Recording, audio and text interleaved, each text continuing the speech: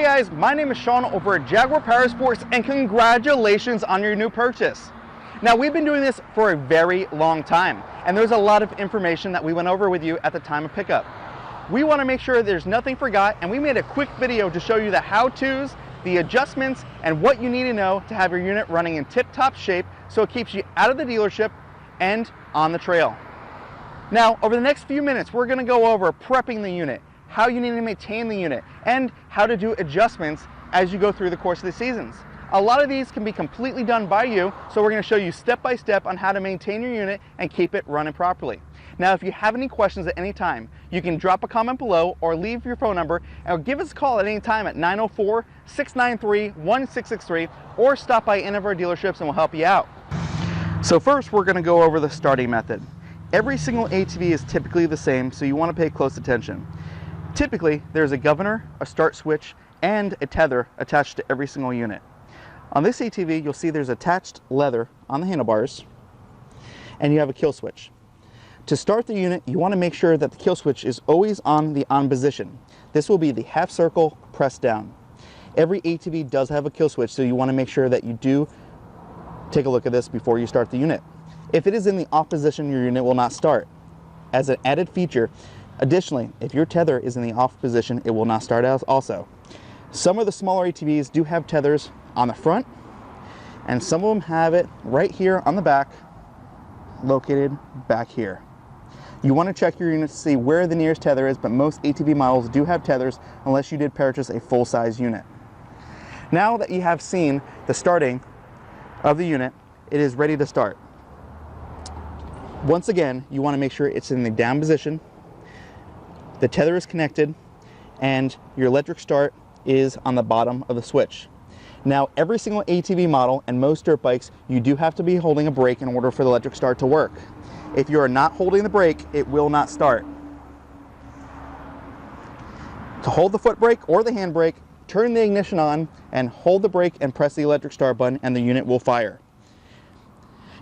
Typically, when you hold down the brake, you will see the light come on. That is a clear indication that you know the battery is charged. When you're trying to start your unit, if nothing happens and no lights come on, you do need to charge your unit. So it is important that A, your tether is connected at all times, your kill switch is in position, and you're holding a brake to start. About 90% of our complaints are from customers on Christmas Day or during the year that they cannot start their unit. You want to make sure you do follow these steps. If you're having issues starting your unit, check the kill switch, check the tether on the back of the unit if there is one, hold down one of the two brakes, and start the unit.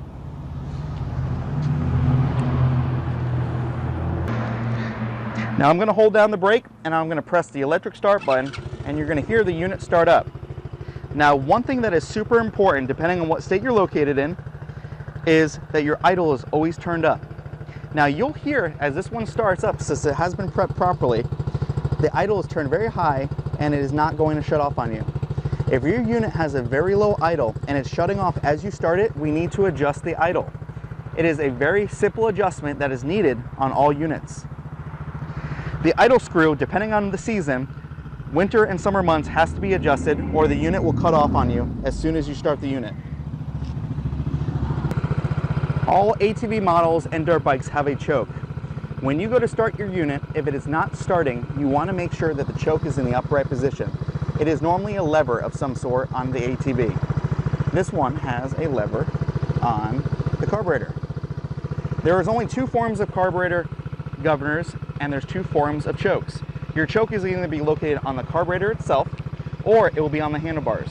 When starting your unit for the first time during that day, you want to make sure the choke is always in the up position. Once it's in the up position, let it run for about 1 to 2 minutes and put the choke in the down position when you're ready to ride. If you try to ride it with the choke up, you will see the ATV is going to try to stall out. So once you're ready to ride, you do want to put it in the down position. Now, when you're starting a unit, since they are brand new units that need to be worked in, over the course of the time, you will need to adjust the idle. The idle will need to be adjusted if the unit is shutting off on you when you go to start it. When you start the unit, you want to give it a little gas. If it's still cutting off on you, you're going to want to adjust the idle, and I'm going to show you where the idle is on all ATVs.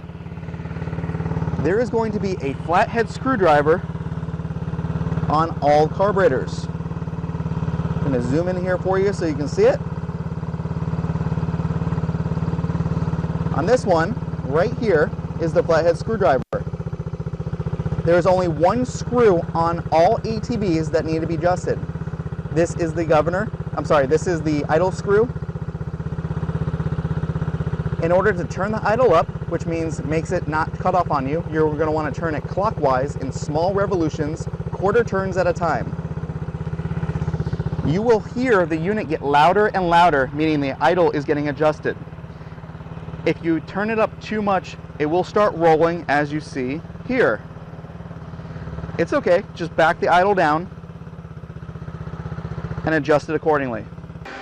Here is a close-up of the carburetor we were just looking at on the unit, so you can see exactly what I'm talking about.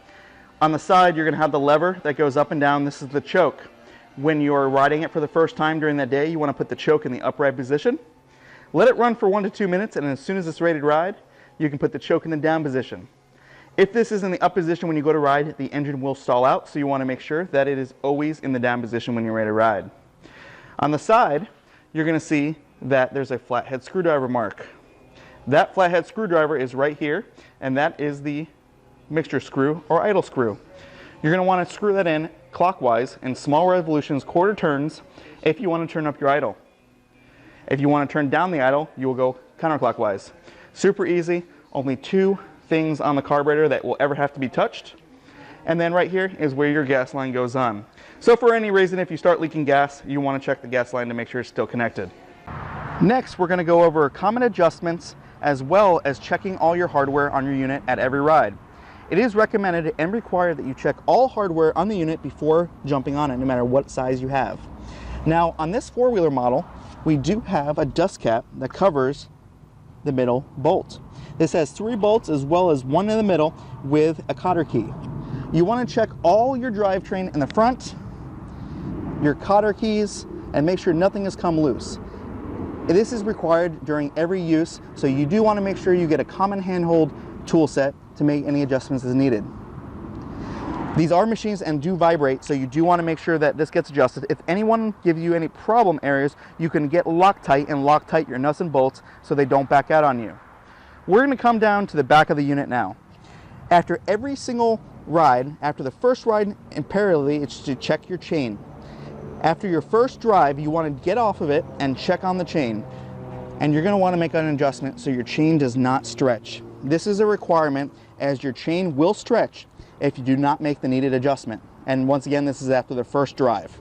You will see these 2 adjustment screws here, one on each side, and then you have bolts on the side to where you can adjust it. A normal 12mm wrench set, you will adjust these and tighten them up, bringing the axle to the back to make sure that your chain does not stretch. If you do not do this, it will stretch your chain and you will have to replace the chain. It costs about $78. So after the first drive, we recommend after the first hour, get off the unit, adjust these 2 bolts, and adjust these 2 back here. And that will bring your axle pivot point out and tighten up your chain. This is no matter what the size is or make and model. It could be an ATV, scooter, dirt bike, go-kart. No matter what it is, you want to adjust your chain after the first hour. Now we're going to go over some safety features on this amazing 110. Some of the models have remote systems and governors, so you want to see which model you have. I'm going to show you the governor, which is on every make and model size that we sell. The governor is located right here on the handlebars and is a Phillips screwdriver. The more you screw this screw in, the more it restricts the thumb throttle. If you want it to go faster, you can back the screw out and give it full throttle. So once again, if it is not going as fast as you would like, you can unscrew the screw, or if you want to restrict it when they're learning to 5 to 6 miles an hour, you can screw this all the way in and it restricts how much you can press on the thumb throttle. Now, all of our small mini units have remote systems. One thing that we do a little bit different is we have extenders in our remotes so they don't go only 10 feet. Typical is about 300 to 400 feet depending on the model, so you want to check with your sales rep to see how the distance works. With this model, it does have an unlock and a lock button. This is so you can unlock the unit and lock it as they're driving.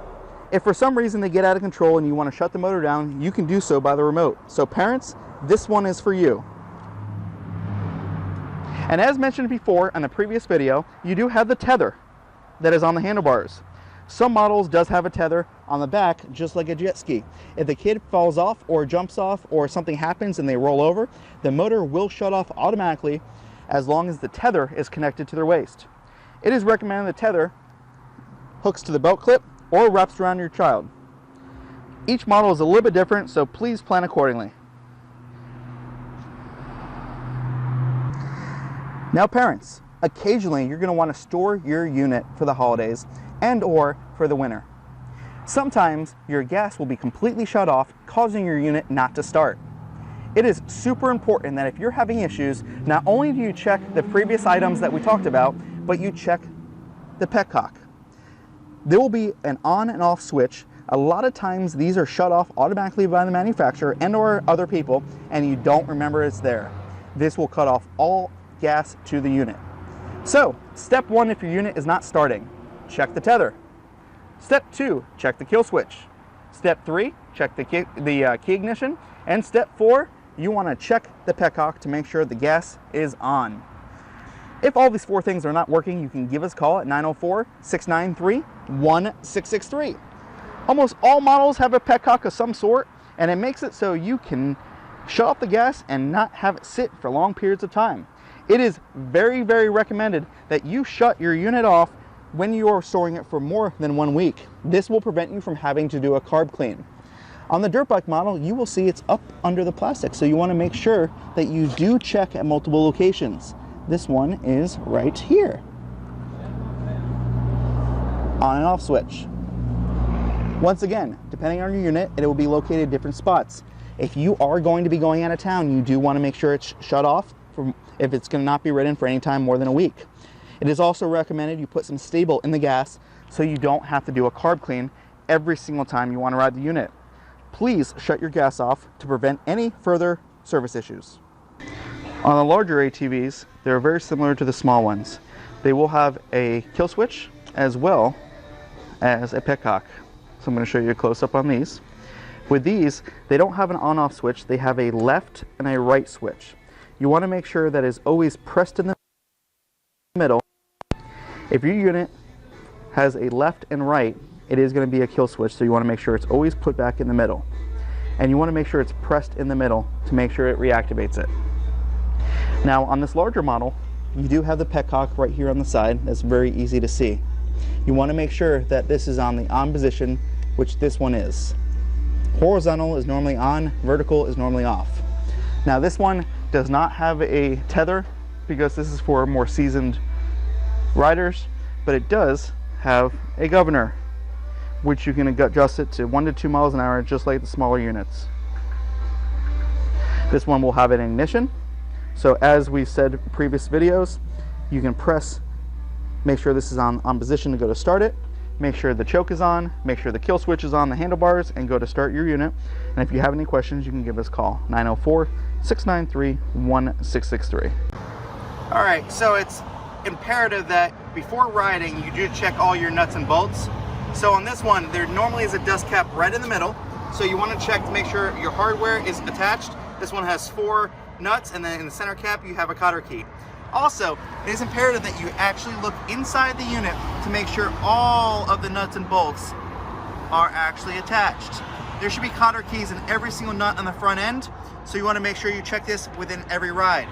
If there's a screw or a bolt that's giving you problems, you can put Loctite right on the threads and make it nice and easy. But all of our screws have cotter keys on them, so you want to make sure that you check all the hardware at all times to make sure there's no issues, including your drivetrain, your transmission, and all of your front end parts. Now, I'm going to take you to the back of the unit to show you the chain adjustment. Now, after the first drive, it is imperative that you adjust the chain. Right here, you have the 2 bolts, right there and right there. And after your first drive, you're going to want to adjust those to make sure you don't have any chain slack.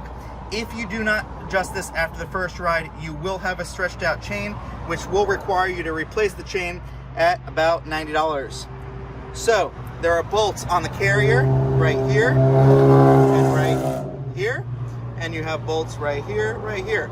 If you adjust these and tighten these up, and you adjust these, it will actually tighten up the chain to make it so you actually do not have a stretched chain. You want to also make sure your chain is lubricated.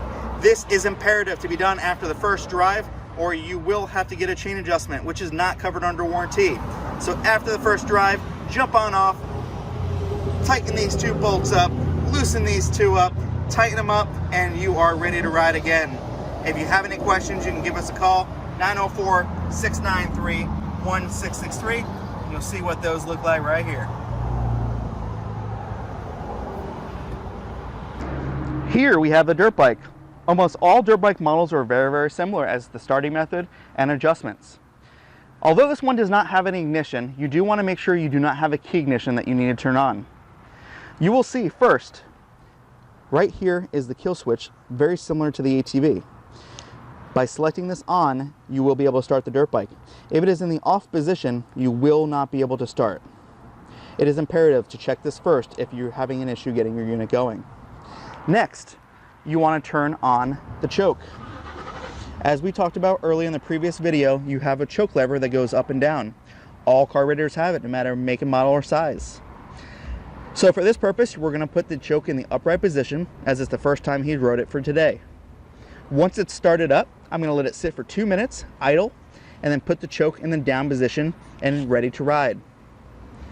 If it's having issues shutting off, just like the four-wheeler model, you do have the idle screw on the side, right here.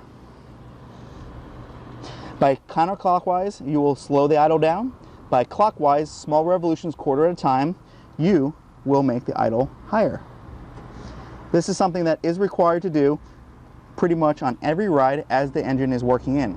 Now these are machines, so no matter make or model, manufacturer or size, you will have to adjust the idle accordingly. This is not something you have to bring into the dealer for, but you're welcome to call us with any questions. It is expected for you to adjust the idle on your own and use the choke on your own. If your unit is not starting, please do make sure the ignition is turned on and the kill switch is in the on position. Now, just like the four-wheelers, you do have a chain adjustment. These do stretch out, just like an ATV does. So you want to make sure that you do adjust that idle and the chain. Right here is the adjustment. By tightening that up on both sides, it will bring the chain to the back and it will tighten up your chain. Just like the four-wheelers, if you do not do a chain adjustment, you will be required to get a new chain because they will be falling off. But this is the chain adjustment. 14mm wrench will tighten that right up for you. 2 or 3 revolutions turns, you will have the chain adjusted. This is recommended after the first hour on your dirt bike model. You also want to make sure your dirt bike is always in neutral. It's very, very important your dirt bike is in neutral when it's trying to start it, no matter if it's a manual, semi-automatic, or automatic. This is the dirt bike. So if you're a scooter rider, these are very easy as there's only one idle adjustment screw, as everything else is fully automatic. Also, there is a kill switch that you'll need to note. I'm going to show you this now. The idle screw is if your unit is shutting off, just like the ATVs and dirt bikes. On the carburetor, underneath the seat, there's going to be a compartment with a toolkit. There is one screw that is the idle screw with a spring on the back. There's only one screw that you can see, and by screwing this in clockwise in small revolutions, quarter turns, you will hear your scooter get louder. This means the idle is getting stronger. It is recommended you put the unit on a center kickstand, and if you screw it in too many times, your back tire will start to go forward. You can back it out in small revolutions. So if your unit is cutting off, you do want to adjust that. Typically this is not needed to be touched unless you're going in between seasons or letting it sit for long periods of time. On the handlebars, you will see the shutoff. This is the kill switch. You want to make sure that it is on the on position at all times. On the X is off, on the circle it is on. Your unit will not start if it's in the off position. You want to make sure you have the key on, the kill switch in the on position, and hold the brake and press the electric start button. If you do not hold the brake, it will not start. You also have the backup kickstart as an option if you're unable to get it electric started. And there you have it.